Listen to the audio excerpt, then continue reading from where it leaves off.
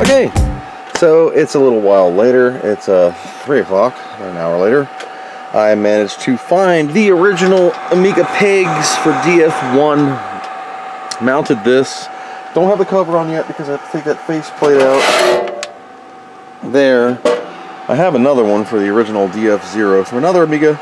So anyway, right now I have the compact flash IDE just sitting on top of the cable. The cable comes up. I did not run it underneath because they always get chewed up down here. CD-ROM's hooked back up. I have to change the device ID. I did put a 60mm fan to cool the Super Turbo 28.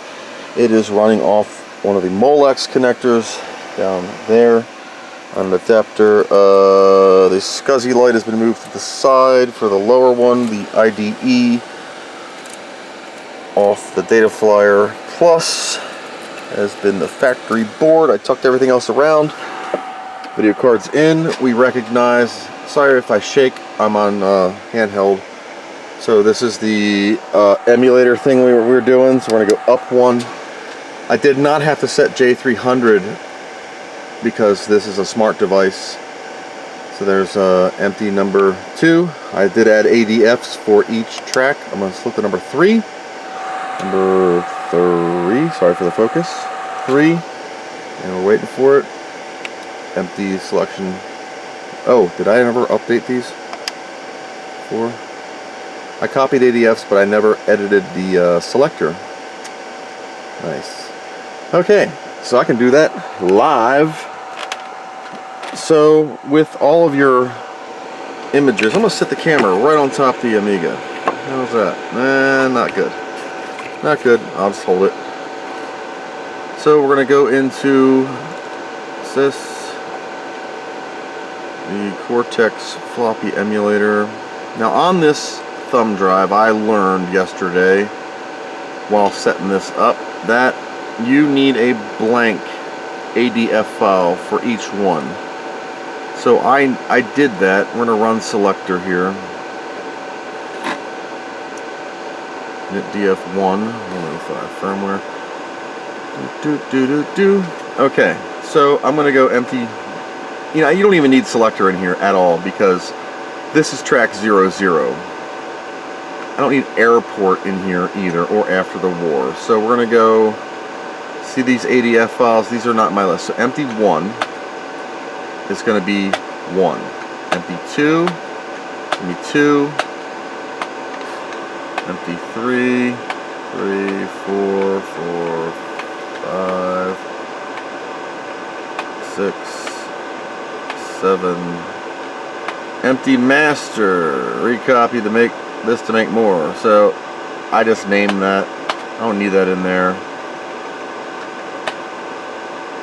Get that out of there. Empty 1. Oh, crap. How do I clear this? Oh. Backspace key. Alright, so save and restart. Restarting. Take my DFO utilities disk out. Had a weird issue where if I used the DF1 power and DF0 didn't work. I had to actually flip them around. And then it worked. I think there was some strain on that cable that prevented it from working. So we're rebooting for the 50th time. We're on track 1 of the Gotek. I have to change the device ID on my CD-ROM, which is plugged in. So empty selection 2 is number 1. I want to rename this. I guess we just do Command R. Empty 1 selection 1. Oh, I see what I did. Okay, pushing up on the Gotek to number 2. It should say empty 2, maybe. Let's see. Empty 1 selection 2. So we're going to go Amiga R. I'm just going to call it empty 2. Push up on the Gotek, number 3.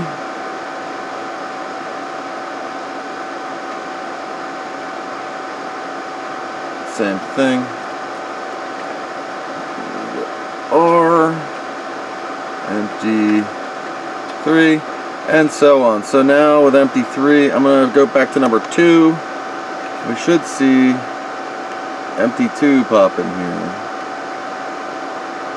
Perfect. Empty 1 will be the number 1. Come on. Empty 1, selection 1. I'm just going to call it empty 1. So having separate ADFs, whoops.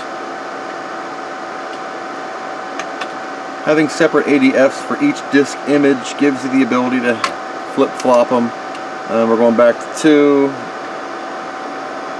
And if for some reason you need to get to 0, you can double tap the down. It will take it to 0, which should be your Cortex floppy emulator firmware disk, which does not have to be in your list. You saw what I did. Learning a little bit yesterday about the interface. Works pretty well. And I still have a DF0 to boot from. And that's just like a utilities disk that's in there for an example. And if I eject... Now, I haven't tried this yet. I'm going to pull the USB out. I'm going to see if I get a DF1 error, because I do not have J300 flipped for a signal for DF1. It might pop up with a I don't know error, like where's the disk kind of thing. But it didn't. Cool.